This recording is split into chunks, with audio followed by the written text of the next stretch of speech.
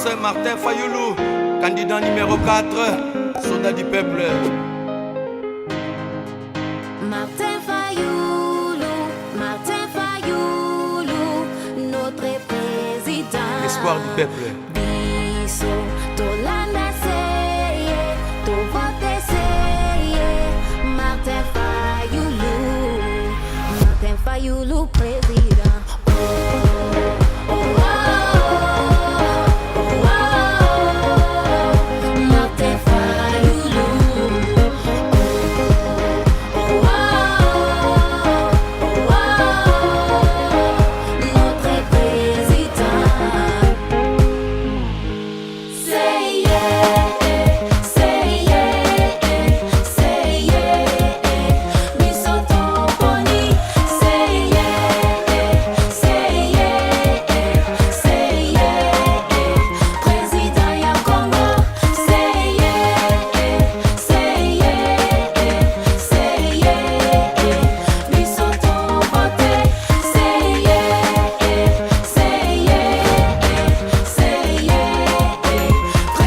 Vanda et Sika Moko Poto Bongisa, non pas les Kambo Kabola Bokonsi, mais to Bongisa les Kambo élection, lois à la malam, seigneurs à la découverte, tout bon été, mais seulement y en tant qu'individu, à quitter quoi pour faire une sur la table et la négociation. Agent a parti là, encore en tant que chef de l'État, entre guillemets, Akokapoya, Nesika, Oyali partisan, Batunaye, Bakoya, surtout Rosala, tous les trois partis prenants, tu revends les Sika Moko, moi médiateur à Rosala, tout solo là, tout corriger très rapidement.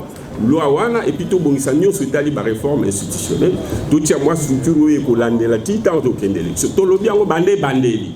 Tout ça Kolobaka Likambo Moko, réforme institutionnelle entre parties prenantes avec un médiateur, pas M. Tshisekedi. Non pas que nous soyons contre sa personne, mais que Tolingi au moins ceux qui bozo soit nana mutu boza ko bunda ou bien mutu a problème na peuple mingi bolinga bo solane à travers un médiateur parce que koloba bo maloba na bino ko kanate médiateur na bo c'est la bino ko beaucoup ka ko kana pe bozo ba bengi synthèse.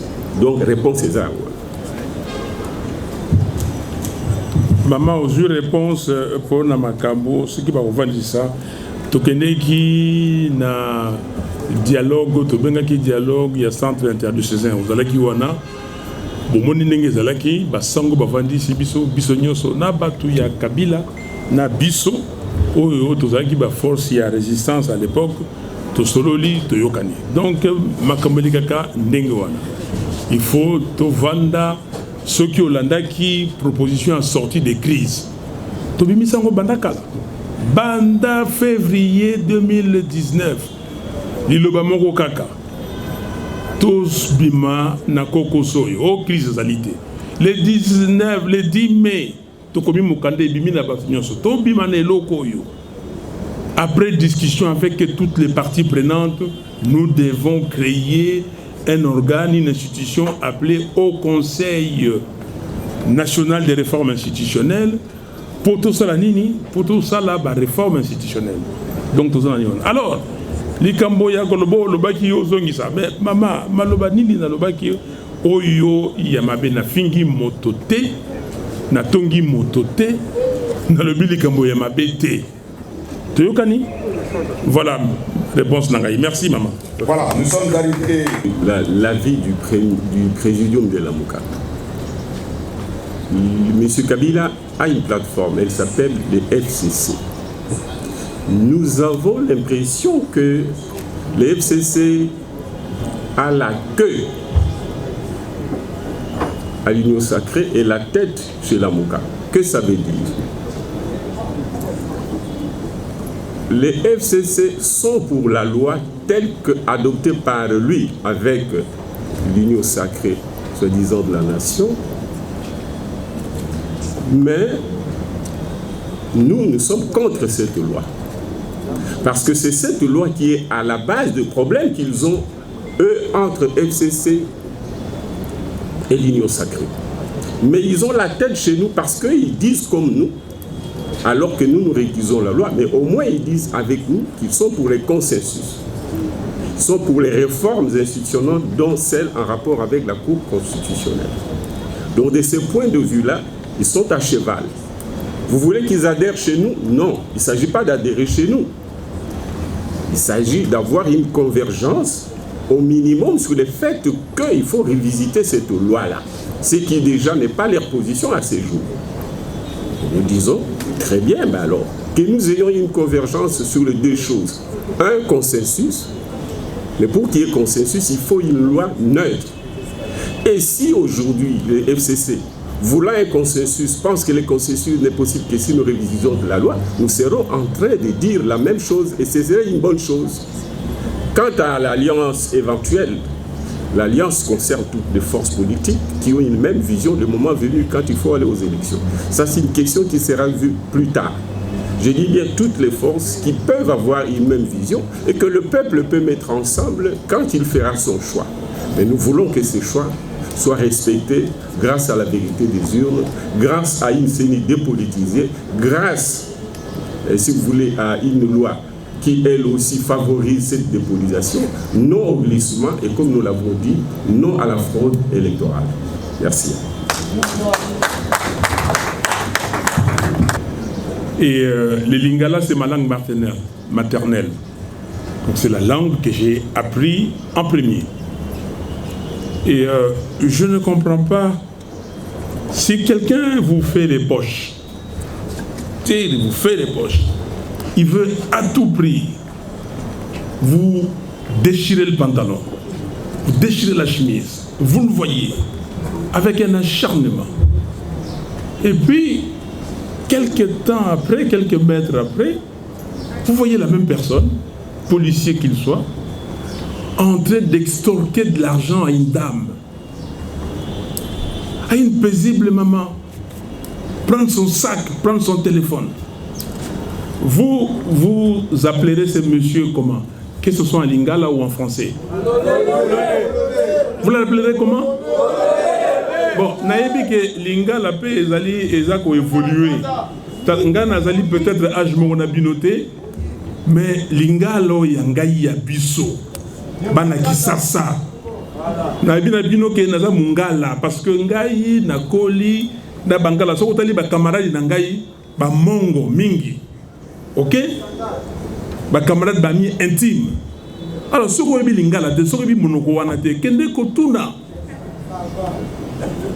tanga ba mongo ba lobaka ke bolole soki lisanu esili ya kosanini aza ko continuer moto na zanani.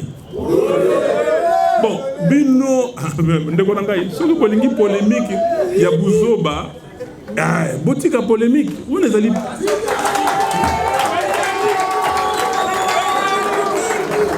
Yango wana, bomonaki leki nangai, notre célèbre artiste musicien Fali Ipupa Imbaginze Mboko. Merci beaucoup.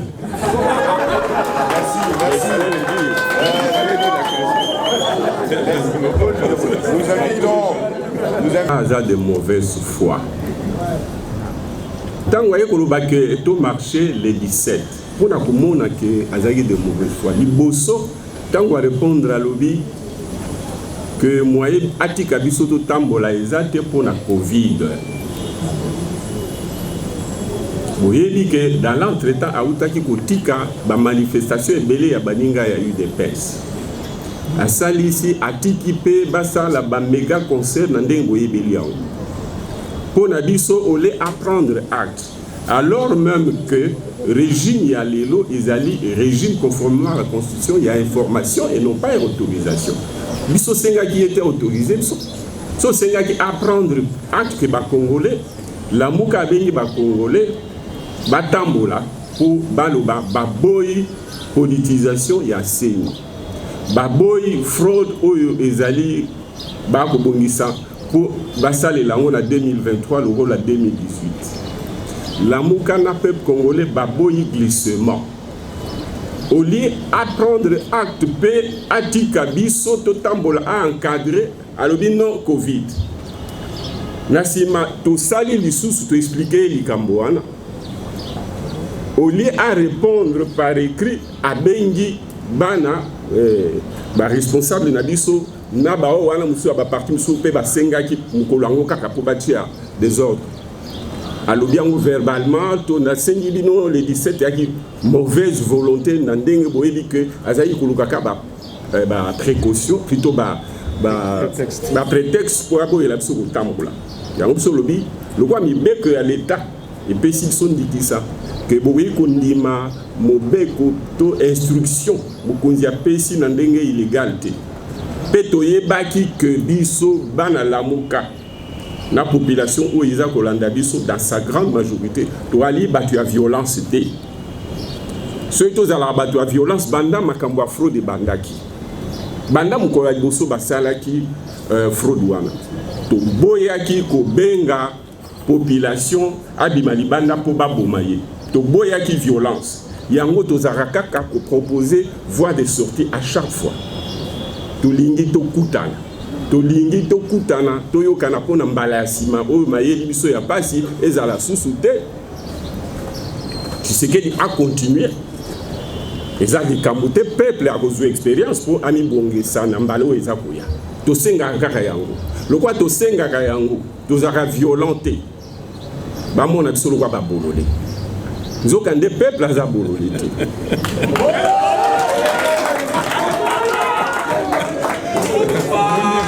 Au moins ici, Likamba Bololé et Yelinga Pelissus. Ezalingala. Vraiment, on a absolument quoi Bololé, Batumuoboy. Bisoto Senga ka toujours to vanda esika mokoko na mboka na biso ezali na bonyoko. Ndenge toza ko kabwana boye ba mone la biso mboka ezali na insécurité nzali ezali pasi ezali ba ya ba mone la biso ba yibaka wolo na biso baboma biso na mboka biso moko to boyi to bakongole bakabwana to boyi tribalisme po élection ne kaboli bakongole to yebi yango mais to zali bandeko président uti kolobaki aza mungala aza na raison mais ngana aza moluba est-ce que boyebi yango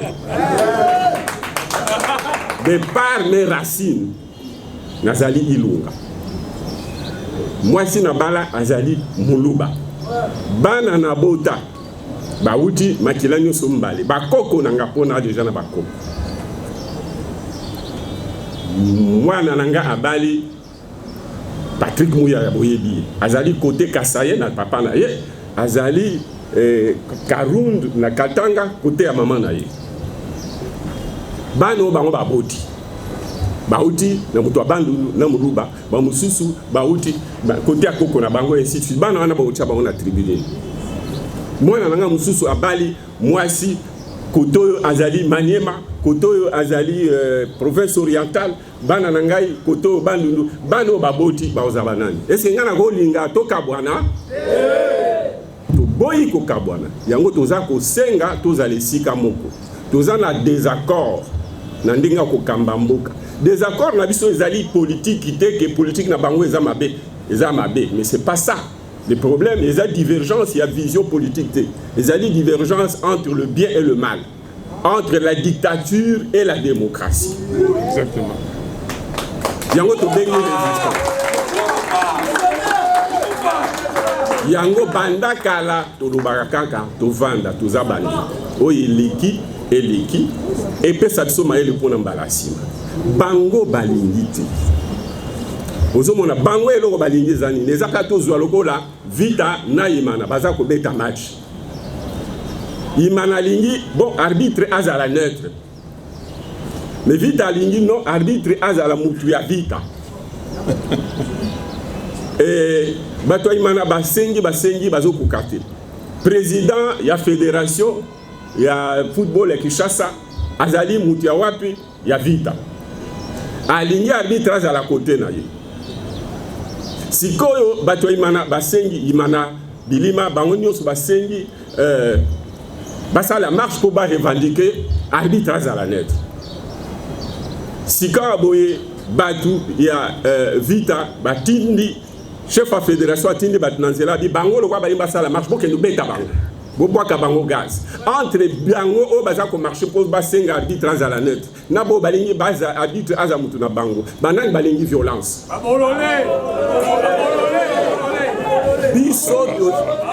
biso tozali kosenga 5 arbitres azala neutre. Tolingi seni dépolitisé. Tolingi pe cour constitutionnelle ezala dépolitisé. Ba respecter procédure ya ko désigner ba responsable. Bango balingi bacha mutu na bango. Biso to boyi. Biso ba tuza ko senga na malembe dans la paix.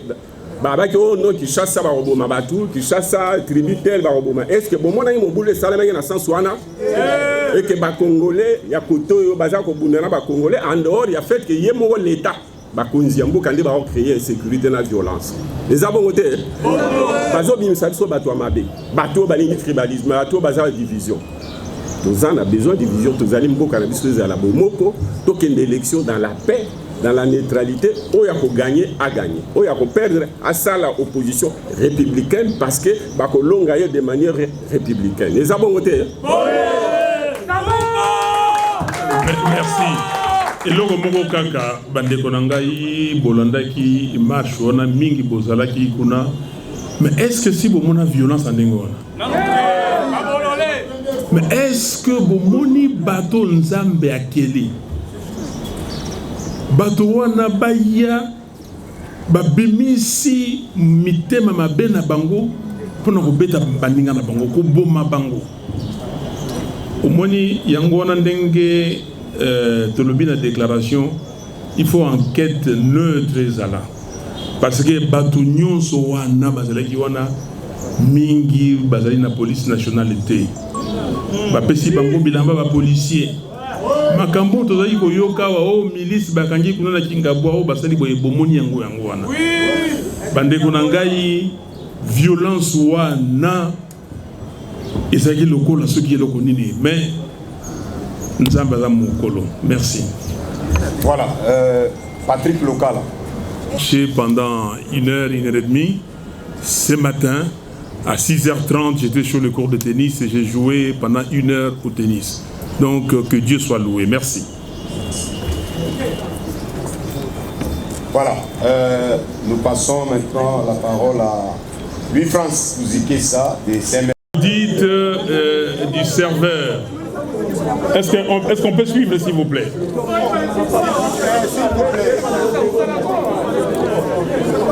Alors, je vais rafraîchir la mémoire de notre ami parce qu'il a dit que l'audit du serveur, le jeudi serveur, ces marches-là, cette action ou ces actions qui ont été conduites par l'UDPS. Non, ce n'était pas l'UDPS. J'étais à la tête de cette revendication. C'est moi qui conduisais le jeudi serveur. Rappelez-vous, j'ai été tabassé ici le jeudi 24 novembre 2011. Ici, 24 octobre. J'ai été tabassé et j'avais une chemise avec les termes de référence de l'audit du serveur. On allait, Jacquemin Chabani et moi, nous étions les têtes de pont. Il y avait les jeunes Diomindongala et les autres. C'était les forces vives de la nation et nous allions et nous réclamions l'audit du serveur. Donc, vous savez ce qui s'est passé. Et nous avons, parce qu'on avait, comme a dit, des assurances. Nous avions des évidences que les fichiers électoraux n'étaient pas bons. En 2006-2005, les fichiers élaborés donnaient 25 700 quelques mille électeurs. Et vous devez savoir, et Kinshasa avait 2 900 000, comme à peu près le Bandundu, comme l'Équateur. 2 930 000. Mais Kinshasa avait subi l'effet du boycott. Parce que le président Tshisekedi, à l'époque, avait demandé aux membres de l'UDPS de boycotter, de ne pas aller se faire enrôler. Mais curieusement, quand il y a eu identification et enrôlement en 2011, Kinshasa n'a progressé que de 11%. 11%. Alors que la moyenne nationale était de 25%. Nous avons dit non, il y a un problème. Nous avons organisé des colloques, des conférences, des discussions. Nous nous sommes rendus compte que tout le monde, presque à Kinshasa, avait sa carte d'électeur et qu'on voulait minimiser le poids de Kinshasa. Voilà pourquoi nous avons demandé l'audit du serveur, mais nous ne l'avons pas eu. Mais nous avons continué. Et vous savez, à la fin, nous avons dit, on ne boycottera pas les élections. Et avec Etienne Tshisekedi, nous sommes allés et nous avons gagné ces élections. Tshisekedi, Etienne a gagné l'élection présidentielle, vous le savez.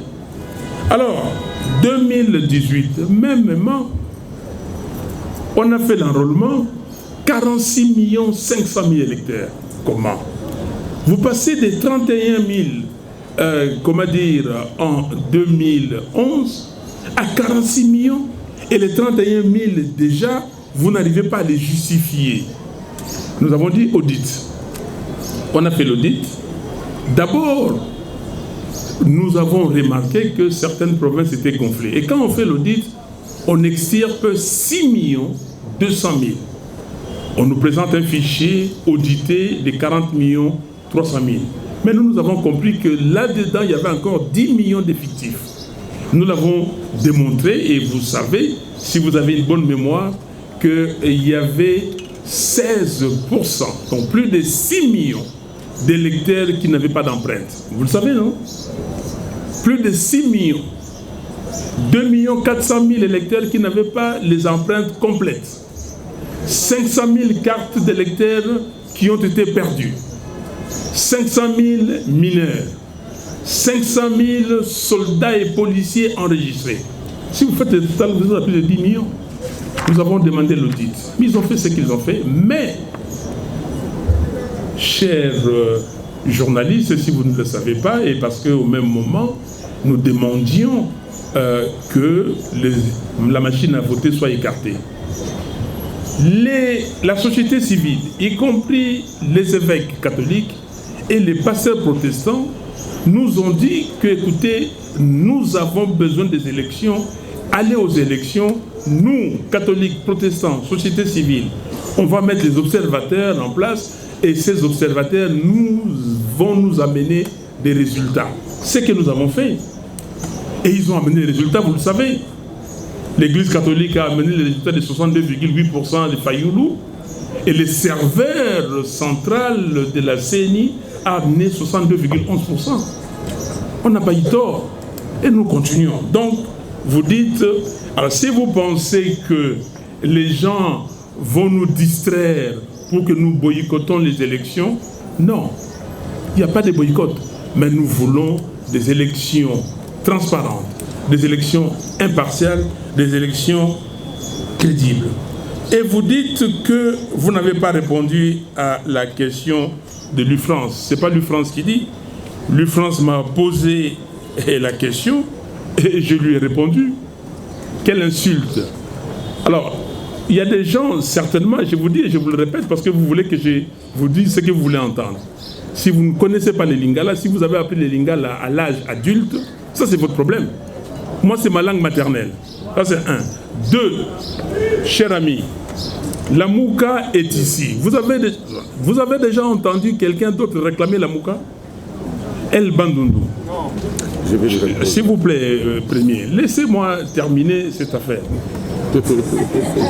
Mouzitou, il peut vous le dire. Mouzitou peut vous le dire. Je les connais depuis combien de temps? Avant 2018, je n'avais pas rencontré Mouzitou. Jamais. Avant 2018. Jean-Pierre Bemba, je le connais depuis plus de 40 ans. Jean-Pierre Bemba, c'est mon frère. Allez lui poser la question. J'allais chez lui. Jean-Pierre, il faut lui poser la question.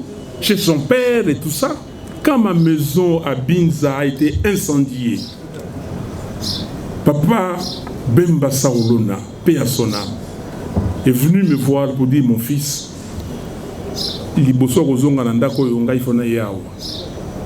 c'est mon père. Mais vous parlez de quoi? Si vous ne savez pas, mais la Mouka El Bandundu, ça veut dire quoi? Tala, Ndekonangayi, oyebi ke ngai avant élection oyo, na komana na province à Bandundu te. Voyez bien. Mais na koma na Kananga, na koma na Mbujimai, na koma tous les Katanga j'ai fait, les Kivu j'ai fait. Vous parlez de tribalisme. Le Premier ministre vient de vous expliquer. Alors, ce que vous êtes tribaliste, olingi batindi yo po kotisa otia sonzo po ekota bato ba sonzo no wana ezali okota biso te nayebi pete soko yebi sonzo mais sonzo wana ekokota biso te. Donc ndeko na ngai, est-ce que vous avez des leçons à donner à monsieur Félix Tshisekedi? Bon, alors, si vous avez des leçons à lui donner, allez lui donner, mais vous n'avez pas de leçons à me donner à moi, parce que je suis Congolais à part entière. Est-ce que Bino, Bato Yo, Bazo Bunda Makambu, il y a génocide du Congolais? Bato Bazo Bunda Makambu, Bande Konabiso, Bazo Bomana Est. Bato Bonia, Wana Congo, Bazo Bunda Likaman, Loko Langai. Bato Boni. Et Nazo Bundango Ponani, pour Bazaba Congolais. Bato yo bazakolo bamakambu ya kamwena sapu. Bato bazakolo bamakambu ya kamwena sapu. Nazalaki na kananga. Bazali boni ndeko na ngai. Tala, soki ndenge balobaka, soki ole otondi te komeka kobala te. Komeka modindo te, aoza modindo. Toyokani? Merci. Kanyaso, tele mape otuna, makoloba, tenge ya kombato.